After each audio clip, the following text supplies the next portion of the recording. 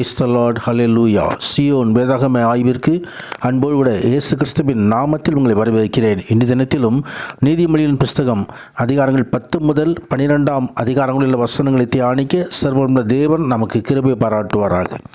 10வது அதிகாரத்திலே சாலமோனின் நீதிமொழிகள் அங்கே நீதிமானுடைய ஆசீர்வாதங்கள் மற்றும் துன்மார்க்கனுடைய சாபக்கேடுகள் ஆகியவற்றை வேறுபடுத்தி காட்டுகிறதை குறித்து நாம் பார்க்கிறோம். நீதிமானுக்கு அநேக ஆசீர்வாதங்கள் உண்டு. அந்த ஆசீர்வாதங்கள் நீதிமானுடைய சிரசின் மேல் தங்கும்.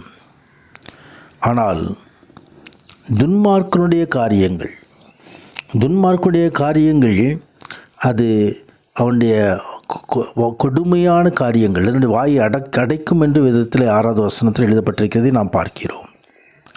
ஆம், நாம் நீதியை பற்றி கொள்ள வேண்டும். நீதியோ மரணத்தை தப்புவிக்கிற நீதி. அதே நேரத்தில் அநியாயத்தின் திரவியங்கள் ஒன்றுக்கும் உதவாது என்று எழுதியிருக்கிறதை நாம் பார்க்கிறோம். கர்த்தர்தாமே நம்மை நீதிமானாக்குகிறவர். அவருடைய கட்டளையின்படி நடக்கிறவர் நீதிமான் என்று பழைய ஏற்பாடு சொல்கிறது. ஆனால் புதிய ஏற்பாட்டிலே ஆண்டுடைய பரிசுத்த சிலுவையில் சிந்தப்பட்ட இரத்தத்தினாலே கழுவப்பட்டவர்கள் நீதிமான்கள். அப்படிப்பட்ட நீதிமான்கள் சுதந்திரிக்க வேண்டிய ஆசீர்வாதங்கள் அங்கே கொடுக்கப்பட்டிருக்கிறதை நாம் பார்க்கிறோம். நீதிமானுடைய வாய் ஜீவ ஊற்று, கொடுமையோ துன்மார்க்கனுடைய வாயை அடைக்கும். நீதிமானுடைய வாயிலிருந்து வருகிறதான சொற்கள், நீதிமானுடைய வாய் ஞானத்தை வெளிப்படுத்தும் என்று வேதம் தெரிவிக்கிறது. நீதிமானுடைய உதடுகள் பிரியமானவைகளை பேச அறியும். ஆனால் துன்மார்க்குடைய பேச்சுக்கள், சொற்களின் மிகுதியிலே பாவம் இல்லாமல் போகாது. தன் உதடுகளை அடக்குகிறவனை புத்திமான். நீதிமானுடைய நாபு சுத்த வெள்ளி. அதே நேரத்தில் துன்மார்க்குடைய காரியங்கள், துன்மார்க்கனுடைய காரியங்கள் அது துன்மார்க்கனுடைய வருஷங்களை குறுகி போக பண்ணும். எனவே நீதிமானாய் நம்ம நடக்க உதவி செய்வாரோ அந்த கர்த்தருடைய ஆசீர்வாதத்தை பெற்றுக்கொள்வோம். ஆசீர்வாதம் ஐஸ்வர்யத்தை தரும். அதனோடு அவர் வேதனையை கூட்டார். தொடர்ந்து 11வது அதிகாரத்திலே கள்ளத்தராசு கர்த்தருக்கு அருவருப்பானது, சுமுத்திரையான நடைகளோ அவருக்கு பிரியம். கர்த்தருடைய பரிசுத்த நாமத்திற்கு மகிமை உண்டாவதாக. மற்றவர்களை ஏமாற்றும்படி கள்ளத்தராசுகளை உபயோகிப்பது தேவன் பெரிதும் கண்டிக்கிறார் என்பதை லேவியராகமம் 19 அதிகாரம் 35வது வசனத்திலே நாம் பார்க்கிறோம். அதே விதமாக ஆண்டவராகிய தேவன் நம்ம நீதியின் பாதையில் நடத்த விரும்புகிறவர்.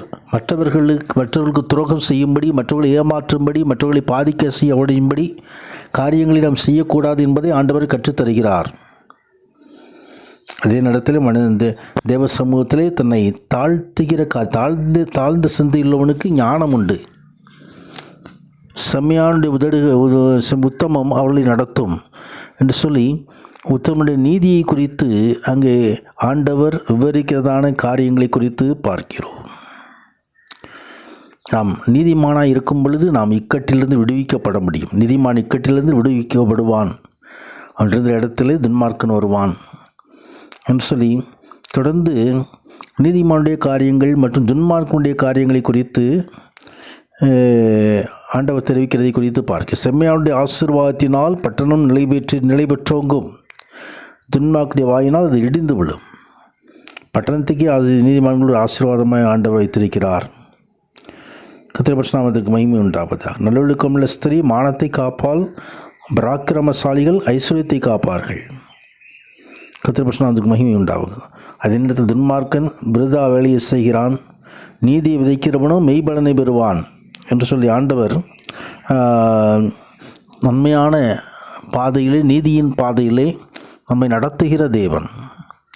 அவருடைய வசனங்கள் நம்மை நீதியின் பாதையிலே நம்மை நடத்தும். நாம் நீதியை பற்றி கொள்வோம். நன்மையை ஜாக்கிரதையாய் தேடுகிறோம், தயை பெறுவான். தீமையை தேடுகிறவனுக்கோ தீமையே வரும். எனவே நீதிமானுடைய பலன் ஜீவ விருட்சம். ஆத்துமாக்களை ஆதாயப்படுத்துகிறவன் ஞானவான். நீதிமானுக்கு பூமியில் சரி கட்டப்படுமே, துன்மார்க்கர் எவ்வளவு அதிகம் என்று சொல்லி இந்த நீதிமானுக்குள்ள பலன் ஜீவ விருட்சம் என்பதை ஆண்டவர் இங்கே குறிப்பிடுகிறார். ஜீவ விருட்சத்தில் தான் அது ஜீவன் உண்டு. ஜெயம் கொள்ளினோடு அவனுக்கு ஜீவ விருட்சத்தின் கனியை புசிக்க கொடுப்பேன் என்று ஆண்டவர் வாக்குத்தத்தம் பண்ணியிருக்கிறார். ஏதேன் தோட்டத்திலே ஜீவ விருட்சத்தை வைத்தார். இப்பொழுது அது பரதேசியில் இருக்கிறது. கர்த்தருடைய பரிசுத்த நாமத்துக்கு மகிமை உண்டாவதாக. பரதேசியிலே அது நீதிமான்கள் போய் அந்த விருட்சத்தின் ஜீவ விருட்சத்தின் கனிகளை நாம் பெற்றுக்கொள்ள முடியும், நித்திய ஜீவனை சுதந்திரிக்க முடியும். ஆனால் துன்மார்க்கர் அதை சுதந்திரிக்க மாட்டார்கள். தொடர்ந்து 12வது அதிகாரத்திலும் புத்திமதிகளை விரும்புகிறவன் அறிவை விரும்புகிறான், கடிந்து கொள்ளுதலை வெறுக்கிறவனோ மிருக குணமுள்ளவன். இந்த கர்த்தருடைய நம் வசனங்களை பெற்றுக்கொண்டு கர்த்தருடைய தயவை நாம் பெற்றுக்கொள்ள வேண்டும். துன்மார்க்கத்தினால் மனுஷன் நிலைவரப்படான், நீதிமானுடைய வேறு அசையாது. நீதிமான்களுடைய ஆசீர்வாதங்கள் கர்த்தருடைய பரிசுத்த நாமத்துக்கு மகிமை உண்டாவதாக. அதே வேளையில் குணசாலியான ஸ்திரீ புருஷனுக்கு கிரீடமாயிருக்கிறாள், இலச்சை உண்டு பண்ணுகிறவளோ அவனுக்கு எலும்புருக்கியாயிருக்கிறாள். குடும்பம் ஆசீர்வதிக்கப்பட வேண்டுமானால் அங்கேயும் நீதியின் தேவன் நம்மை நடத்த வேண்டும். குணசாலியான ஸ்திரீயைப் போல கர்த்தருடைய பரிசுத்த நாமத்துக்கு மகிமை உண்டாவதாக. குடும்பத்திலே சமாதானத்தை, சந்தோஷத்தை புத்தியுள்ள ஸ்திரீ வீட்டை கட்டுகிறாள் என்று எழுதப்பட்டிருக்கிறது.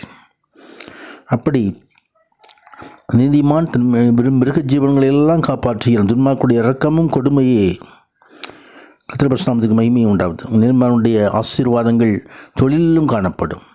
அப்படியே உன்னத தேவனுடைய ஆசீர்வாதத்தை நாம் சுதந்திரிப்போம். நீதியின் பாதையிலே ஜீவன் உண்டு, அந்த பாதையில் நடனம் இல்லை. நீதியின் பாதையிலே தேவன் நம்மை தொடர்ந்து நடத்துவாராக. நித்திய ஜீவனுக்கு ஏதுவாய் நம்மை கொண்டு செல்லுவாராக. ஆமேன், ஆமேன்.